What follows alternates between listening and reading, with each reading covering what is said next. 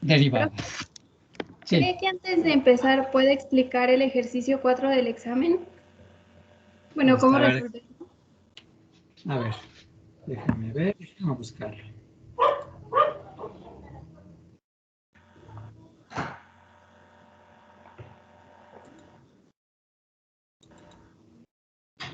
Ay,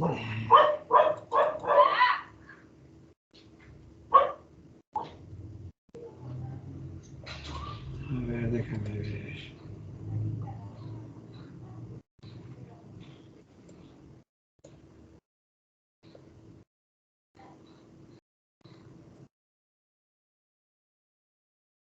¿Qué es la de ayer? La suma de las áreas de los rectángulos de ancho 1 sobre n.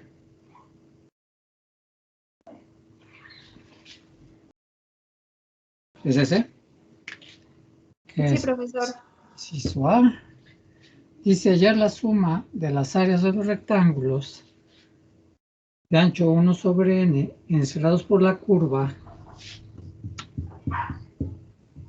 o que están por debajo de la curva y igual a x quinta, que están sobre el eje x y con x mayor o igual a 0, menor o igual a 1, ¿verdad?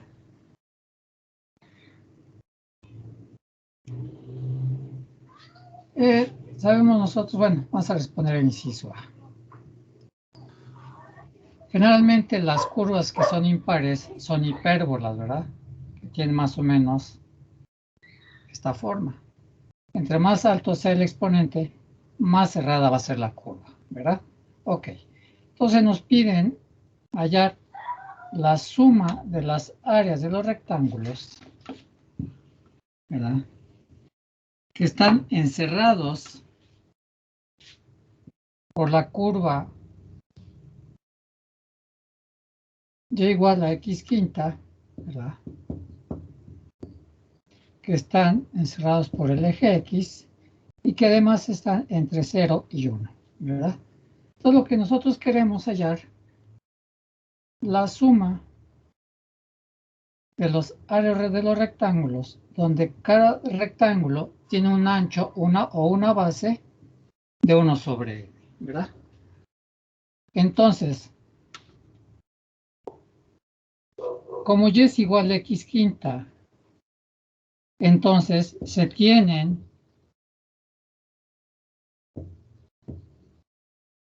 alturas. Si hacemos x igual a 1 sobre n, toda altura del primer rectángulo es 1 sobre n a la quinta, ¿verdad? La altura del segundo rectángulo es sumar 1 sobre n más 1 sobre n, es decir, hacer x igual a 2 sobre n. Y entonces la altura del segundo rectángulo va a ser 2 sobre n a la quinta. La altura del tercer rectángulo va a ser 3 sobre n a la quinta, etcétera, hasta el enésimo rectángulo, que va a ser n sobre n a la quinta. Esas son las alturas de todos los rectángulos que están entre 0 y 1. Ajá. Y cuya base de cada rectángulo es 1 sobre n, ¿verdad? Por lo que la suma de las áreas de estos rectángulos, tomando en cuenta sus alturas, y sabiendo que la base es 1 sobre n, ¿verdad? Entonces, la suma de las áreas de los rectángulos, que vamos a llamar S sub n, es igual a la base del primer rectángulo por la altura del primer rectángulo, que es 1 a la quinta, sobre n a la quinta. ¿Sí? Luego más, el área del siguiente rectángulo es su base por su altura, más el área del siguiente rectángulo, que es su base, 1 sobre n, por su altura, que es n a la quinta, más, etcétera, hasta el área del enésimo rectángulo, que es 1 sobre n por n a la quinta sobre n a la quinta.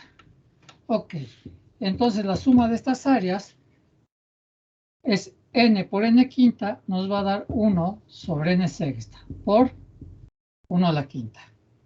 Luego más n por n quinta nos va a dar 1 sobre n sexta por 2 a la quinta. Más el que sigue es 1 sobre n sexta por 3 a la quinta, más etcétera, más 1 sobre n sexta por n a la quinta, ¿verdad? Y entonces aquí observamos que hay un factor común que es 1 sobre n a la sexta, ¿verdad? Y entonces la suma de estas áreas es igual a 1 sobre n a la sexta, ¿verdad? Que multiplica a 1 a la quinta, más 2 a la quinta, más 3 a la quinta, más etcétera, más n a la quinta. Si observamos lo que está dentro del paréntesis, es la suma de los primeros n números naturales elevado a la quinta. Esto lo podemos expresar a través de la notación sigma, que es la suma desde igual a 1 hasta n de los k sub i a la quinta. Pero esta suma es una fórmula que se les da en el examen, ¿verdad? Que es 2n a la quinta, que multiplica a n más 3 por n cuadrada, digo más n cuadrada por 5n cuadrada menos 1 sobre 12. Y entonces, y por lo tanto, hasta aquí ya vamos a llegar con el inciso A, que es la suma de las áreas de los rectángulos, va a ser igual a 1 sobre n a la sexta, que multiplica a toda esta fórmula, porque esto lo vamos a sustituir por esta fórmula. Y será 2n a la quinta por n más 3, más n cuadrada por 5n cuadrada menos 1 sobre 12. ¿Sí? Y entonces hasta aquí llegamos con el inciso A. Esta es la suma de las áreas de los rectángulos que están bajo la curva y igual a x quinta sobre el eje x y entre 0 y 1. Y este sería el inciso A. La segunda es encontrar el límite cuando n tiene infinito de la suma de estas áreas. Y entonces, inciso B. De hecho, si observan, estamos procediendo exactamente igual como lo hicimos en clase, para y igual a x cuadrada y para y igual a x cúbica y hasta para y igual a x. Exactamente el mismo procedimiento, nada más que aquí estamos sumando los números naturales elevado a la quinta, que va a estar descrito por esta fórmula general para ese tipo de suma. Ok, y entonces, inciso B. El límite, cuando n tiene infinito, de la suma de estas áreas, ¿verdad? Pues va a ser igual al límite cuando n tiene infinito. Bueno, aquí está esta fórmula. Y vamos a multiplicar. Bueno, aquí tenemos de 1 sobre n a la sexta, que multiplica, ¿verdad? 1 sobre la sexta, que multiplicamos 2n quinta por n, nos va a dar 2n sexta, luego más 2n quinta por 3, nos va a dar 6n quinta, luego más, ¿verdad? Espero que se vea hasta allá. Luego más n cuadrada, porque 5n cuadrada nos va a dar 5n cuarta, y menos 1 por n cuadrada me va a dar menos n cuadrada, y todo esto sobre 12, ¿verdad? Entonces, el límite cuando n tiene infinito de la suma de las áreas de estos rectángulos, pues va a ser igual al límite cuando n tiende a infinito, multiplico 1 por todo esto, me va a quedar 2n sexta, más 6n quinta, más 5n cuarta, menos n cuadrada, sobre n sexta por 12, que es 12n sexta. ¿Sí? Y entonces,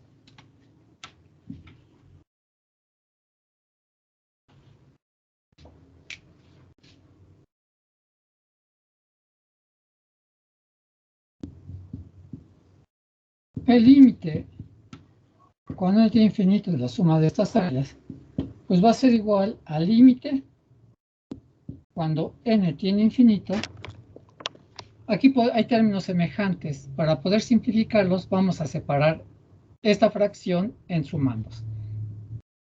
Nos queda 2n sexta entre 12n sexta más 6n quinta entre 12n sexta más 5n cuarta entre 12n sexta más n menos n cuadrada entre 12n sexta. Separamos en sumandos para poder simplificar. Y entonces,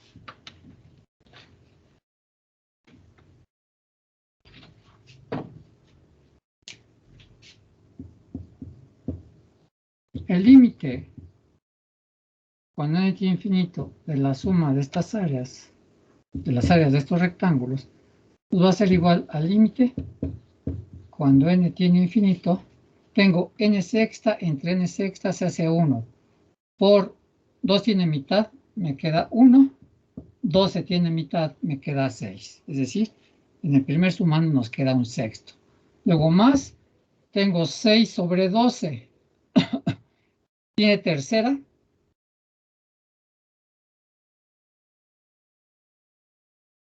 Tercera de 6 es 3. Tercera de 12 es 4. Es decir, de hecho tiene sexta, ¿verdad? Sexta de 6 es 1. Sexta de 12 es 2. Tengo n quinta entre n sexta. Abajo nos queda n. Luego más, esto no lo podemos simplificar.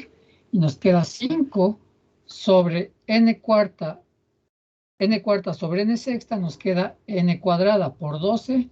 12n cuadrada. Luego más, tengo n cuadrada, pero menos, n cuadrada entre 12n sexta, aquí me queda 1 sobre 12n cuarta. Y entonces, ¿qué le pasa a los términos que están siendo divididos entre n cuando n se va haciendo cada vez más grande?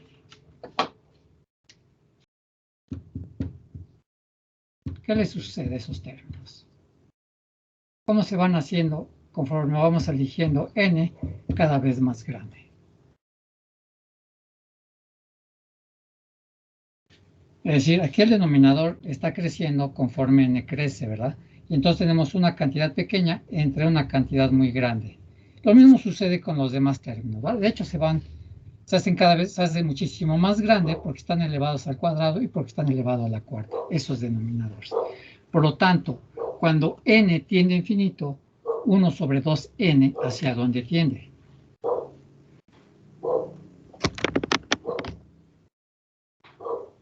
Elijan un 0, ¿verdad? ¿Cierto? Profe, Es decir, si eligen n igual a, por ejemplo, 1.000.000, les va a quedar 1 sobre 2 millones. Va a ser una cantidad pequeña.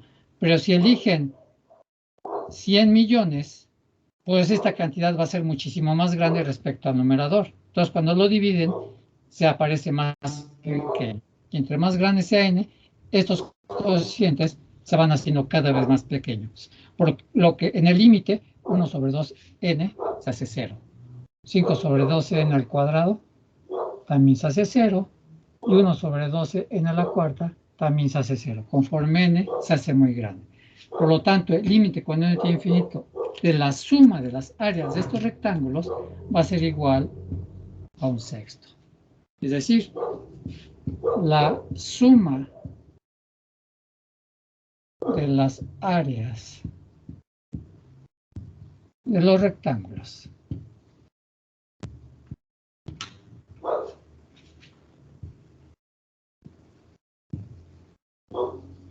que están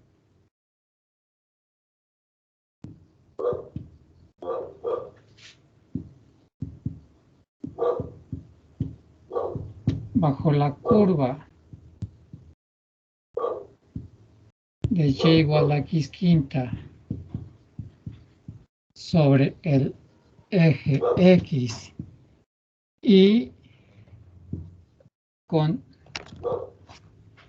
x entre 0 y 1, la suma de estos rectángulos.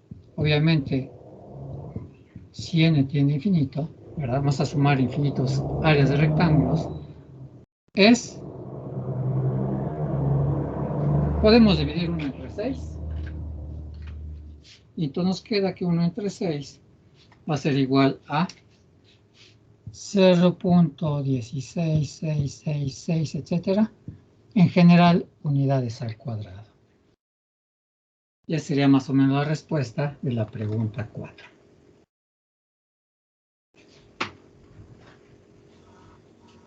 Gracias, profesor. Ya vi mi error. Sí. Ok. Pero, bueno, no se preocupen mucho.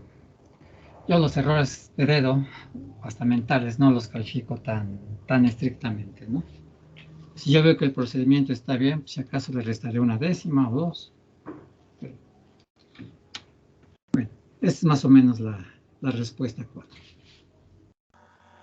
¿Alguna Gracias, otra profesor. pregunta o duda? Sí, de nada. Del examen.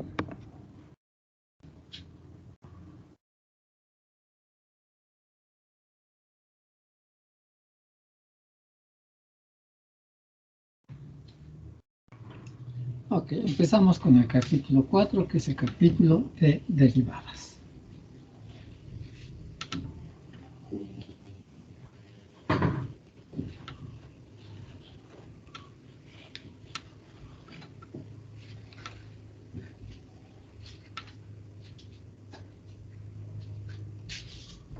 Tenemos que es...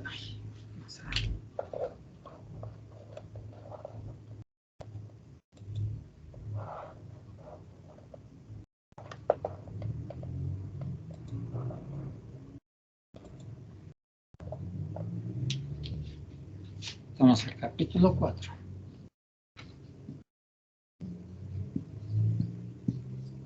Que son las derivadas.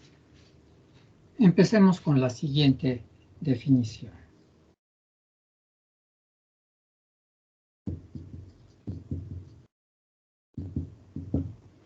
De hecho, este capítulo de derivadas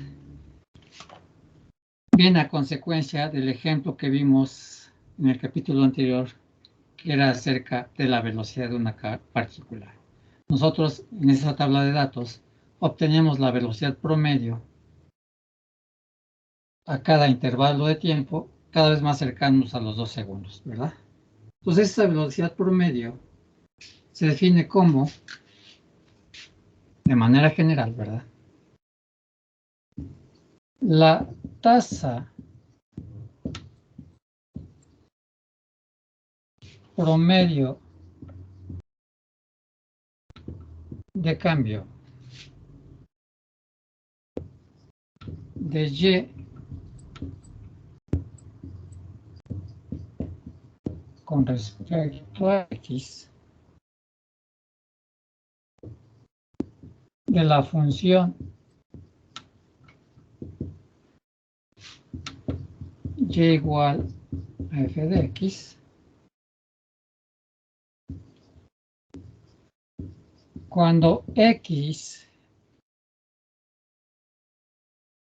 varía de X sub 1 a X sub 2 y con Y sub 1 igual a f de X sub 1 y Y sub 2 igual a f de X sub 2,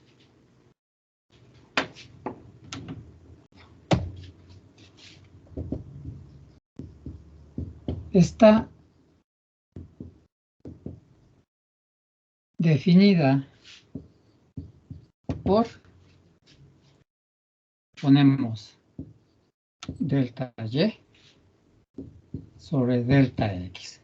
Acuerden que la velocidad promedio la habíamos definido como delta D sobre delta T. Y es exactamente lo mismo. Es decir, los cambios en la variable dependiente respecto a los cambios en la variable independiente. Eso es la tasa promedio de cambio de y con respecto a x. Y esta tasa promedio de cambio de y con respecto a x va a ser igual a y sub 2 menos y sub 1 entre x sub 2 menos x sub 1. Pero como y sub 2 es igual a f de x sub 2, entonces la tasa promedio de cambio de y con respecto a x va a ser igual a f de x sub 2 menos f de x sub 1 sobre x sub 2 menos x sub 1. Y esta expresión, la primera que tenemos acá, ¿a quién les recuerda esta formulita? ¿Qué es o qué se calcula con esa fórmula? La pendiente, ¿no? Exactamente. La tasa promedio de cambio de y con respecto a x, entonces va a ser el cálculo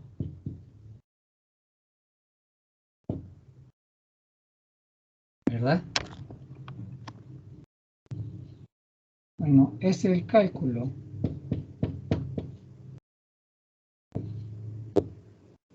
de la pendiente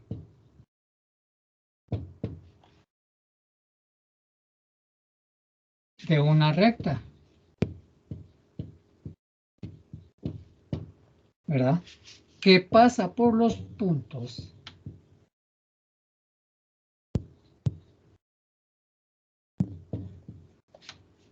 ¿verdad? X sub 1, y sub 1 y x sub 2, y sub 2.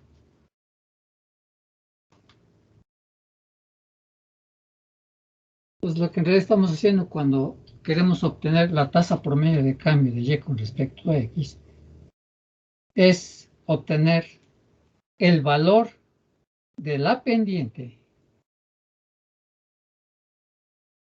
entre dos puntos distantes, ¿verdad? Que serían el punto x1, y sub 1 y el punto x sub 2, y sub 2. Para ilustrar esta definición, veamos los siguientes ejemplos. Por ejemplo,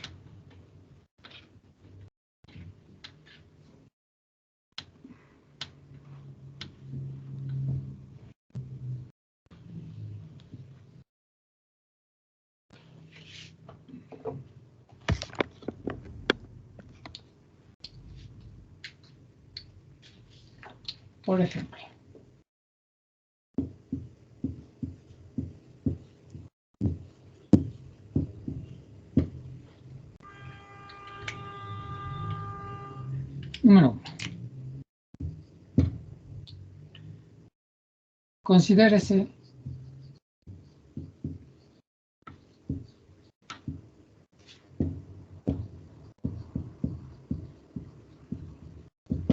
la función lineal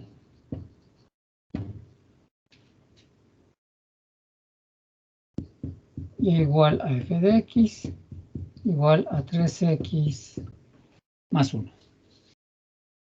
3x menos 1, como sea.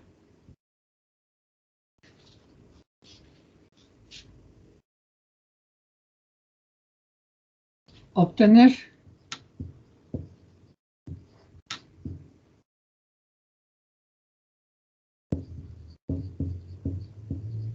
la tasa promedio de cambio de y con respecto a x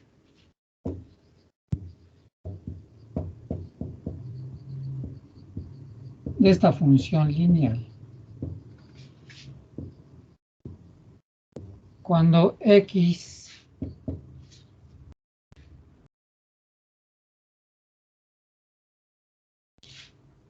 varía o cambia de x sub 1 a x sub 2. Pero antes que nada, la función y igual a f de x igual a 3x menos 1. Esta función lineal, ¿verdad? Tiene la forma general de la función o de la ecuación lineal a más mx, donde m, ¿quién es? Dentro de esa ecuación de la recta. Igual a pendiente, ¿no? Es la pendiente. ¿Y a quién es?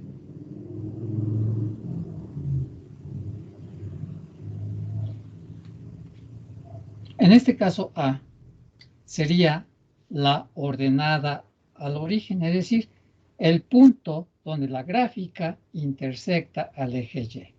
Y en este caso, si vemos, esta 3x menos 1 la podemos poner como menos 1 más 3x. Como pueden ver, ya tienen la forma de la ecuación general, donde m, en este caso 3, va a ser la pendiente de esta recta. Veamos si es cierto, como lo describimos hace rato, que en efecto la tasa promedio de cambio de y con respecto a x, cuando x varía de x sub 1 a x sub 2 de esta función lineal, esa tasa promedio de cambio tiene que ser 3. Veamos si es cierto. Ya que la misma ecuación de la recta nos está diciendo que en efecto la pendiente de esta recta es 3. Y la ordenada al origen, es decir, el punto donde la gráfica intersecta al eje Y, debe ser en y igual a menos 1. Ok, bueno, eso ya lo sabemos, ¿no? Pero veamos si es cierto que la pendiente o la tasa por medio de cambio de y con respecto a x de esta función lineal en efecto es 3. Entonces decimos,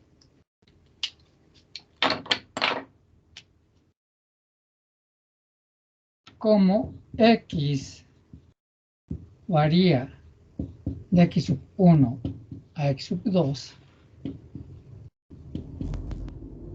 entonces y sub 1 pues debe ser igual a f de x sub 1. Es decir, estamos evaluando esta función lineal en x sub 1. Por lo tanto, f de x sub 1 es igual a 3x sub 1 menos 1. Y y sub 2 pues debe ser igual a f de x sub 2, que es igual a 3x sub 2 menos 1. Y entonces, la tasa promedio de cambio de y con respecto a x, aquí vamos a aplicar la definición, pues va a ser igual a f de x sub 2 menos f de x sub 1 sobre x sub 2 menos x sub 1. Esta es la definición de tasa promedio de cambio de y con respecto a x. Si lo aplicamos a esta función lineal, entonces tenemos que esto es igual a f de x sub 2 va a ser igual a 3x sub 2 menos 1. Entonces va a ser 3x sub 2 menos 1. Luego menos f de x sub 1, que será 3x sub 1 menos 1 sobre x sub 2 menos x sub 1. Y entonces, la tasa promedio de cambio de y con respecto a x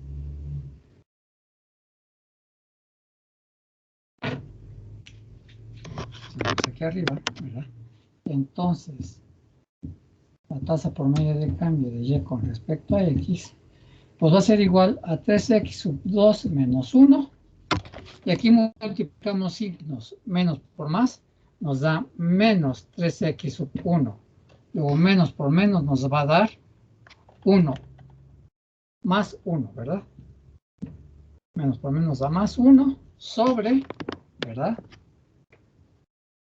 X sub 2 menos X sub 1. Y esto es igual, aquí tengo menos 1 y más 1, se eliminan mutuamente, es decir, la suma va a ser 0.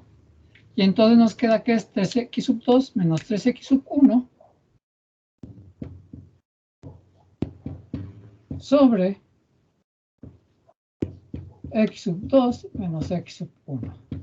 Entonces, la tasa promedio de cambio de y con respecto a x, en el numerador tenemos un factor común, lo podemos factorizar, es decir, lo podemos dejar fuera de un paréntesis, va a ser igual a 3 que multiplica a x sub 2 menos x sub 1 sobre x sub 2 menos x sub 1. Sabemos que x sub 2 sobre x menos x sub 1 lo está multiplicando a 1. Y entonces podemos asociar términos. Queda 3 sobre 1, nos queda 3 por x sub 2 menos x sub 1 sobre x sub 2 menos x sub 1. Si observamos, tenemos x sub 2 menos x sub 1, que también está dividiendo por x sub 2 menos x sub 1. Como son términos semejantes, al dividirlos, nos va a dar 1. Por 3, nos va a dar 3. Por lo tanto, la tasa promedio de cambio de Y con respecto a X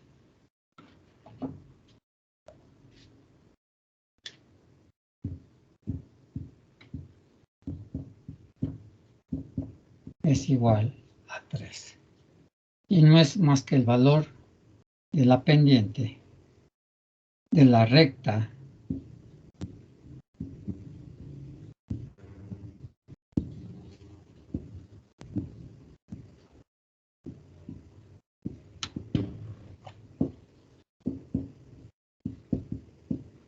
f de x igual a 3x menos 1.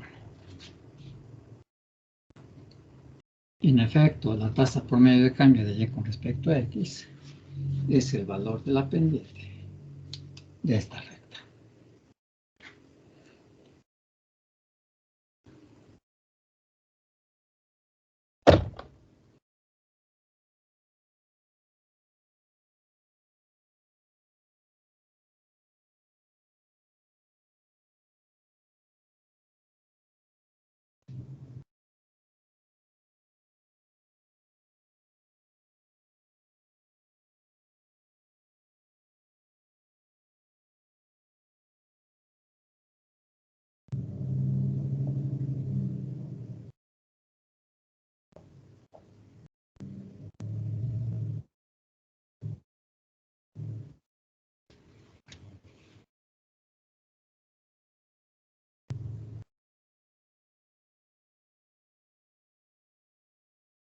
Veamos un segundo ejemplo.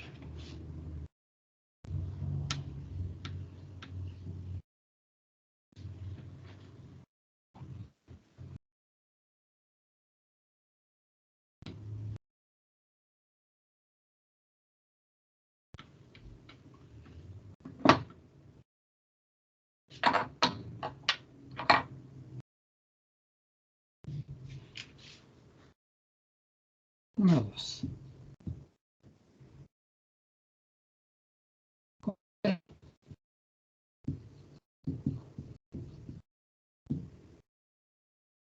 A la función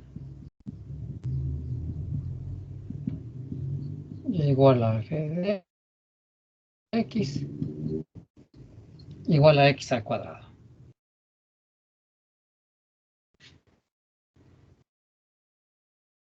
A la que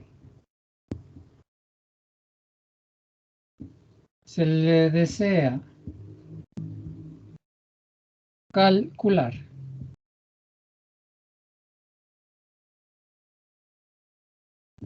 la tasa promedio de cambio de Y con respecto a X. Cuando X varía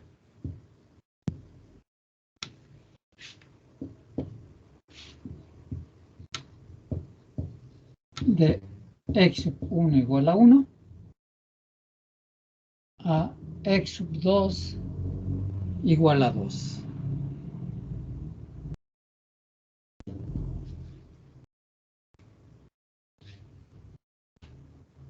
Entonces, como x varía de x sub 1 igual a 1 a x sub igual a 2, entonces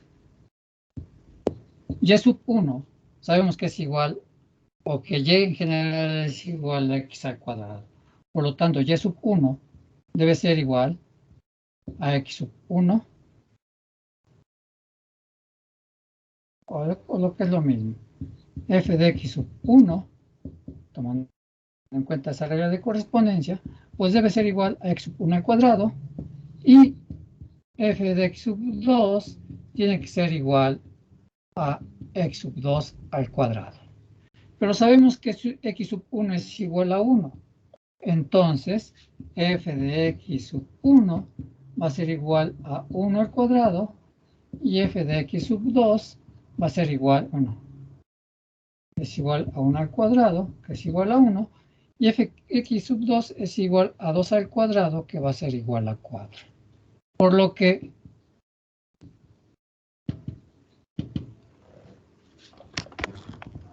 la tasa promedio de cambio de y con respecto a x, otra vez aplicamos la definición de tasa promedio de cambio, pues va a ser igual a f de x sub 2 menos f de x sub 1 entre x sub 2 menos x sub 1. Y entonces la tasa promedio de cambio de y con respecto a x, cuando x varía de x sub 1 igual a 1 a x sub 2 igual a 2, pues va a ser igual a f de x sub 2, pero f de x sub 2 es igual a 4, menos f de x sub 1, que es igual a 1, sobre x sub 2, que es igual a 2, menos x sub 1, que es igual a 1. Por lo tanto, la tasa promedio de cambio de y con respecto a x, pues va a ser igual, 4 menos 1 nos da 3, sobre 2 menos 1 nos da 1, es decir, va a ser 3 sobre 1, nos va a dar 3.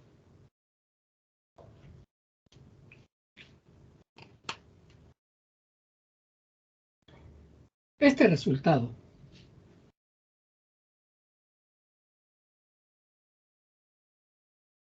tiene una interpretación gráfica y es el valor de la pendiente de la línea que pasa, lo voy a escribir,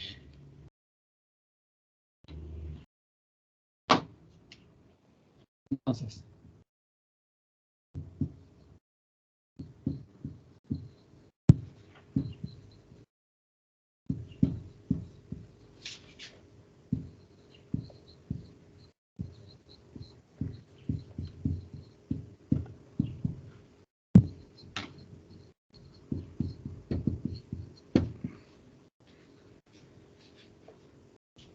y es el valor de la pendiente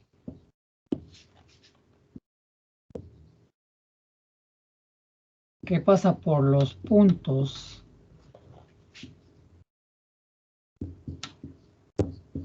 x sub 1, y sub 1 y x sub 2, y sub 2. Es decir,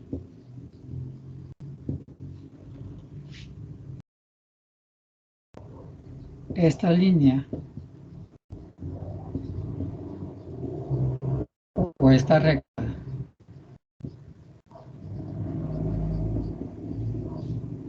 pasa por los puntos, como x sub 1 es igual a 1, pues va a ser 1. Y como y sub 1 es igual a 1 al cuadrado, o sea, el punto va a ser 1,1. Y como x sub 2 es igual a 2, el punto será 2 y y sub 2 será 2 al cuadrado, será 4. Por lo tanto, pasa por los puntos 1,1 y el punto 2,4, como se ve en la siguiente figura.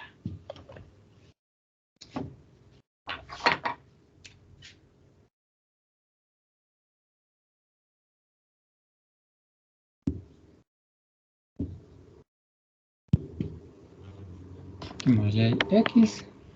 Sabemos que f de x igual a x al cuadrado forma una parábola, ¿verdad? ¿Sí? De hecho, si hacemos una extrapolación, esta sería la gráfica f de x igual a x al cuadrado.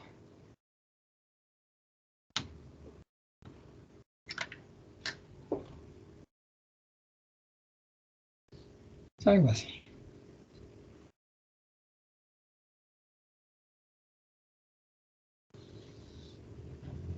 Ok. Entonces, x sub 1 sabemos que es igual a 1. Voy a poner más lejos. Aquí está x sub 1. Y aquí va a estar, aquí es x sub 1 igual a 1. Y x sub 2 igual a 2. ¿Verdad? Entonces, aquí tendremos y sub 1 que es igual a 1. ¿Verdad? Por lo tanto, aquí vamos a tener el punto 1,1. Y cuando x sub 2 es igual a 2, entonces, bajo la regla de correspondencia de f de x, que es igual a x al cuadrada, y sub 2, ¿verdad? Va a ser igual a 4.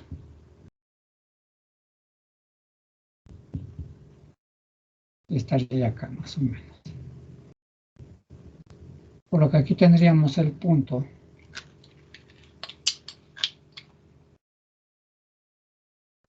2,4. Y entonces, lo que hallamos, la tasa promedio de cambio de y con respecto a x, pues va a ser el valor de la pendiente de la línea que pasa por los puntos 1,1 y 2,4, más o menos. ¿Sí? Y en este caso, el valor de la pendiente, es decir, la tasa promedio de cambio de y con respecto a x, pues va a ser igual a 3. Y esta es la interpretación gráfica. Cuando nosotros calculamos la tasa promedio de cambio entre los puntos 1,1 y 2,4. Y el valor de esa tasa promedio de cambio de y con respecto a x es igual a 13. Y no es más que el valor de la línea pendiente, de la pendiente de la línea, que pasa por los puntos 1,1 y 2,4.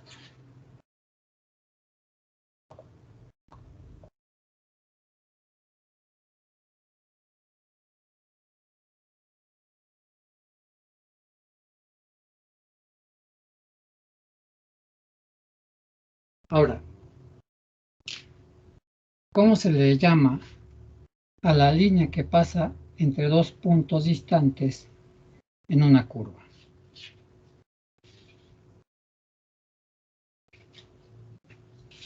¿Qué nombre recibe?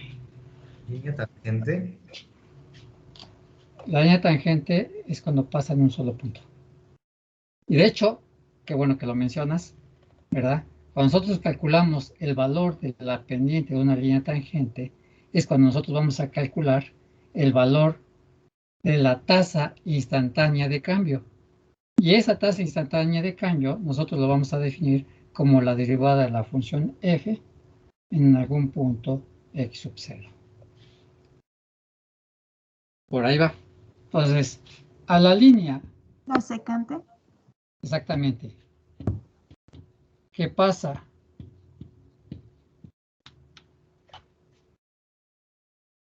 Por dos puntos.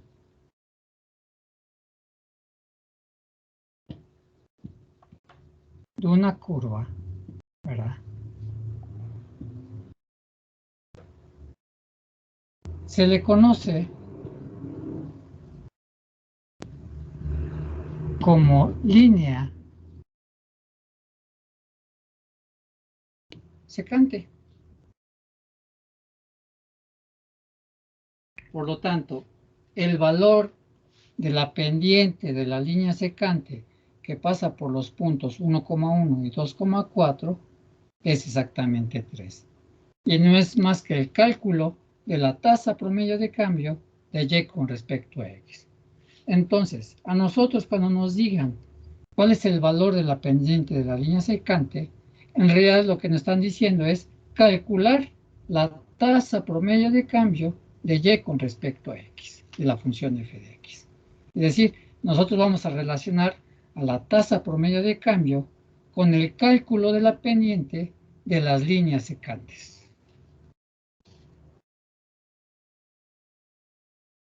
¿Sí?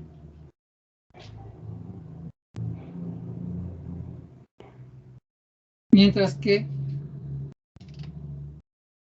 que el cálculo de la pendiente de las líneas tangentes, el cálculo de esta pendiente, el cálculo del valor de las pendientes de las líneas tangentes, nos van a dar una descripción gráfica de la tasa instantánea de cambio. Y si se acuerdan, cuando veíamos el ejemplo de la velocidad de la partícula, al final terminamos calculando la velocidad instantánea de la partícula, ¿verdad? Y entonces, cuando nosotros calculamos la pendiente de las líneas tangentes, lo que en realidad estamos haciendo es calcular la derivada de la función f de x, no importa la regla de correspondencia, en un punto dado de la curva.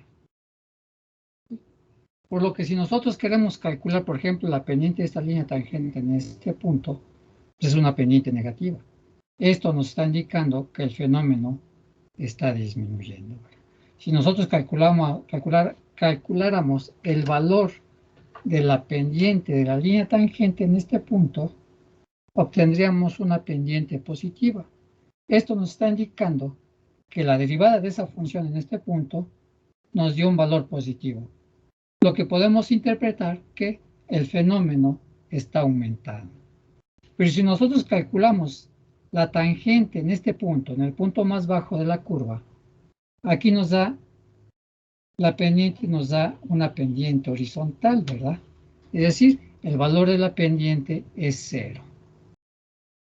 Eso quiere decir que si lo interpretamos gráficamente, la derivada en este punto la podemos interpretar que el fenómeno ha alcanzado un mínimo, ¿sí? Que está en su punto más bajo de la misma curva. Por lo tanto, pues nosotros podemos dar una interpretación de los fenómenos a partir de calcular su derivada en cualquiera de los puntos de esa curva.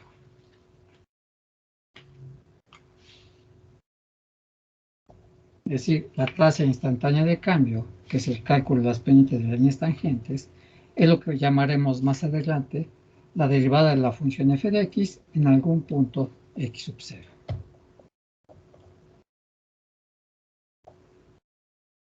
¿Sí? Entonces, no olvidar que calcular la tasa promedio de cambio de y con respecto a x implica calcular el valor de la pendiente de las líneas secantes. Y si nosotros calculamos la tasa instantánea de cambio en un punto dado de una función, en realidad lo que estamos calculando es la derivada de esa función en un punto dado. Y no es más que calcular la pendiente de la línea tangente en ese punto.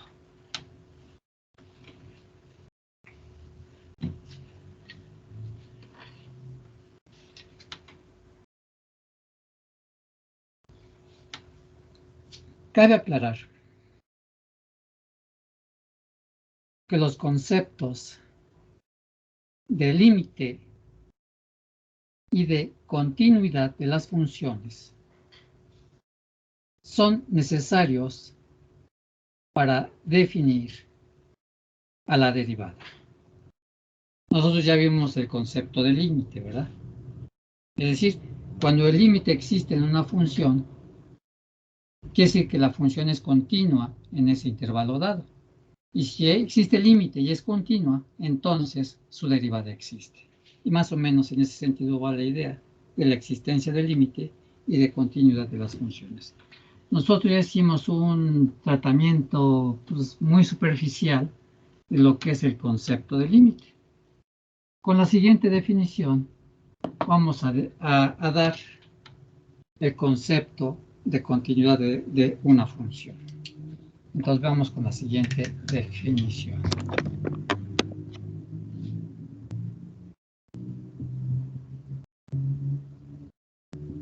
Que es de continuidad de funciones. La función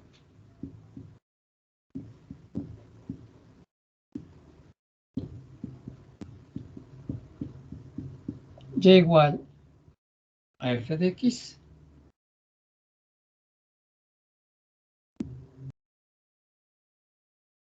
se dice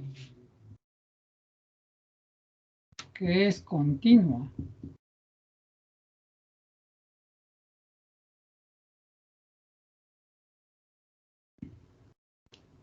en un cierto número a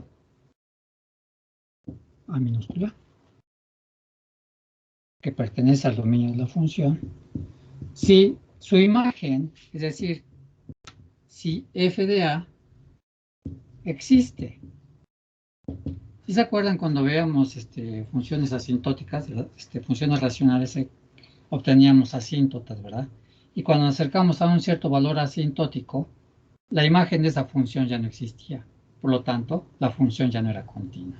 Es decir, pegábamos un salto en ese punto, interrumpíamos cómo describíamos la función y después la seguíamos escribiendo del otro lado de ese punto. Y el límite, cuando x tiende al número a, la función f de x también existe. Es decir, si la imagen de la función existe y si su límite existe también de esta función, entonces la función es continua en el número a. Y este límite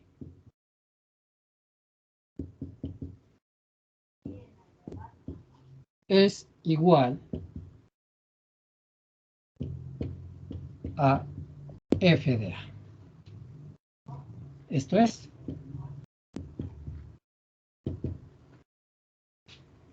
el límite cuando x tiende al número a de la función f de x, pues es igual a f de a. Obviamente, para todo número a que pertenece a mayúscula, donde a mayúscula es un intervalo.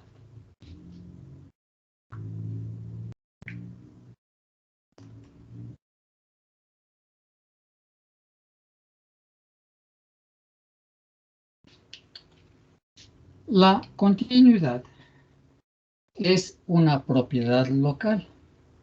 Esto es la continuidad en el punto A o en el número A, ¿verdad?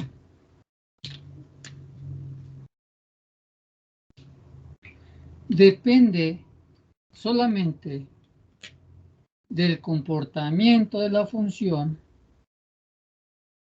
en un entorno arbitrariamente pequeño de ese número A. Entonces podemos decir que la función es continua sin más en el intervalo A cuando es continua en todo punto A minúscula o en todo número A que pertenece al intervalo A. Por ejemplo, vamos a aplicar la definición de continuidad.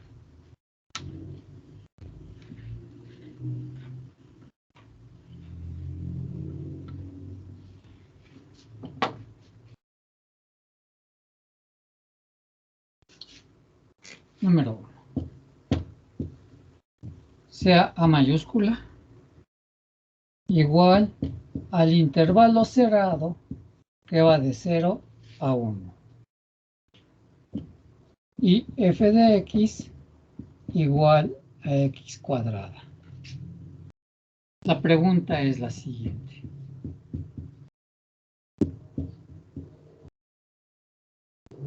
Esta función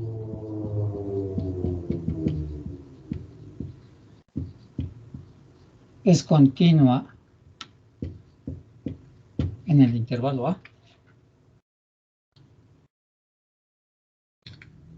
Para ver si es continua, pues nos fijamos en el intervalo en el que nos están preguntando si esta función es continua, ¿verdad?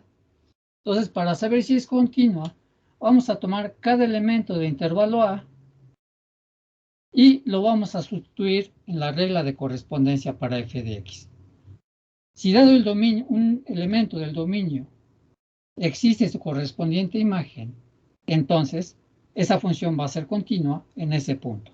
Y si vamos eligiendo cada uno de los valores entre 0 y 1 y vemos que si su imagen existe, por lo tanto, la función debe ser continua en el intervalo A. Por ejemplo, como es un intervalo cerrado, c igual a 0. Entonces, f de 0 es igual a 0 al cuadrado. O lo que es lo mismo, bueno, este es igual a 0. F de A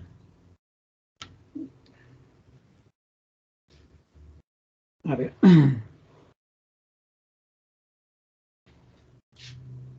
por ejemplo, le dimos otro valor, por ejemplo, A es igual a 0.1. Entonces, f de 0.1 es igual a 0.1 al cuadrado. Y 0 al cuadrado es 0.01.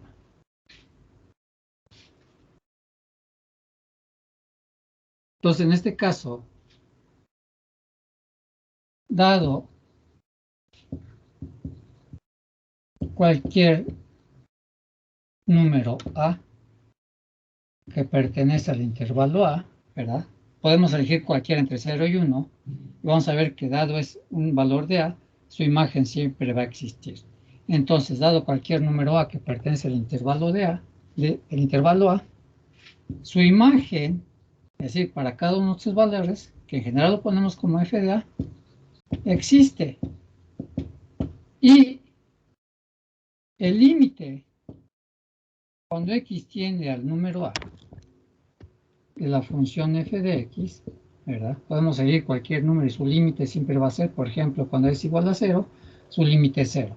Cuando a es igual a 0.1, su límite va a ser 0.01. En general, el límite cuando x tiende a de f de x siempre va a ser igual a f de a. Con base en esto, podemos concluir, por tanto, que f de x es continua en el intervalo A. Y de hecho la función f de x igual a x al cuadrado va a ser continua de menos infinito a infinito en todo el conjunto de los números reales como su dominio.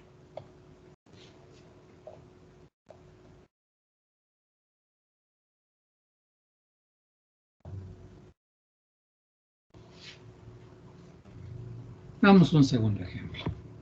Este es un ejemplo de continuidad. Es decir, dado un valor del dominio, su imagen siempre tiene que existir. Y el límite cuando x tiende a ese número, pues debe ser igual a la imagen de ese mismo número.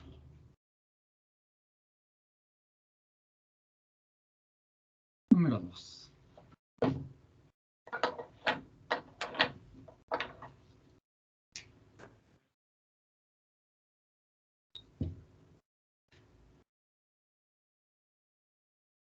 Sea el intervalo A que va de 0, que sea el intervalo abierto que va de 0 a 2. Y que la función f de x sea igual a 1 sobre x menos 1.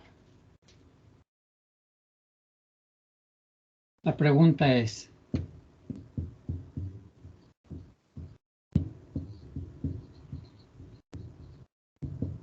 ¿esta función es continua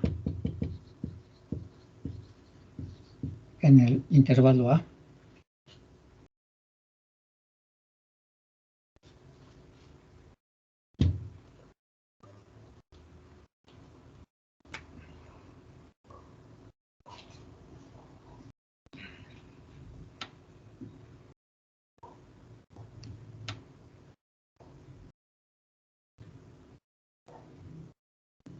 Eso no es continua.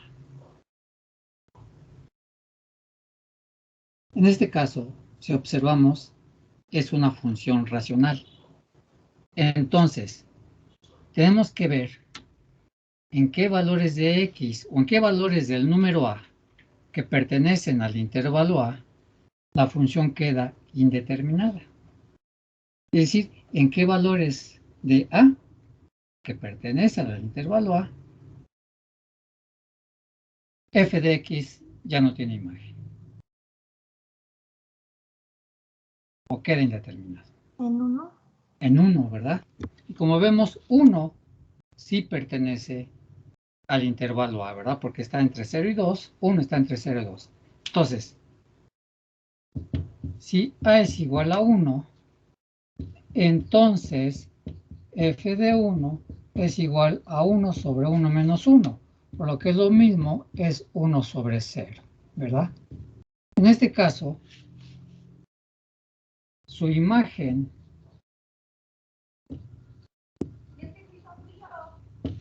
que le llamamos f de A, con A igual a 1, no existe. Y el requisito que nos pide la definición de continuidad es que dado un número A que pertenece al intervalo A, f de A debe de existir. En este caso, como queda algo indeterminado, f de A no existe. Por lo tanto, la función no es continua en el intervalo A. De hecho, en 1, ¿verdad?, se produce una asíntota vertical. Recuerden que una asíntota vertical es un valor del dominio en el que la gráfica ya sea que se va a más infinito o se va a menos infinito. Y como les había comentado en alguna clase, hay autores que definen la división entre 0 como igual a infinito. Y si es como igual a infinito, entonces la función en el número A igual a 1 no tiene límite. Por lo tanto, la función no es continua en el intervalo A.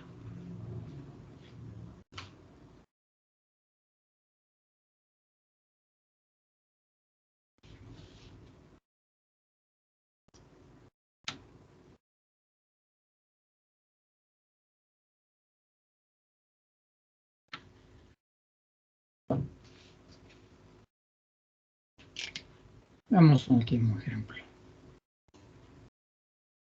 Número 3.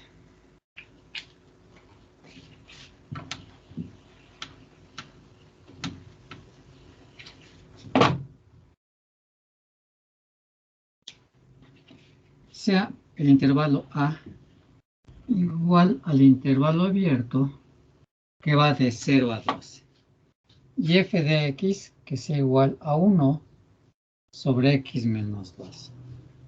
Esta función es continua en el intervalo A. Antes que me respondan, les recuerdo que en un intervalo abierto, los extremos del intervalo no pertenecen a ese intervalo. Con esa información, esa función es continua en el intervalo A.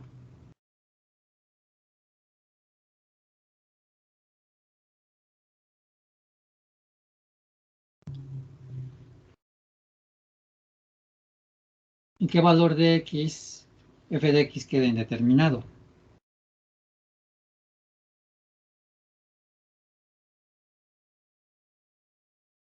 ¿En x igual a cuánto? A 2. A 2, ¿verdad? Pero 2, como es un intervalo abierto, no pertenece a ese intervalo. Por lo tanto, esta función es continua en A. Sí. Pues sí, ¿no? Puesto como en x igual a 2, f de x, en x igual a 2, ¿verdad? F de x queda indeterminada, ¿verdad? Pero 2, ¿verdad?, no pertenece al intervalo A. Por lo tanto, la función f de x igual a 1 sobre x menos 2 es continua en el intervalo A. Ya que dado cualquier valor del dominio entre 0 y 2, excluyendo a 0 y a 2, ¿verdad? Siempre su imagen va a existir.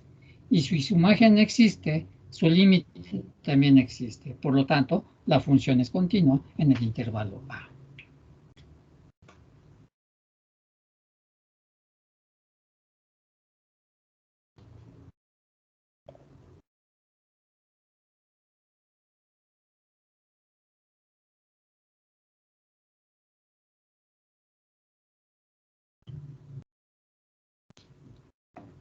¿Alguna pregunta, alguna duda?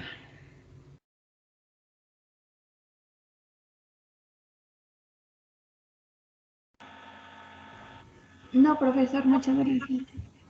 Ok, bueno, ya la próxima clase vamos a dar la definición de lo que es la derivada, ¿no? Que es el capítulo 4 en sí. Entonces, si no hay más preguntas o dudas,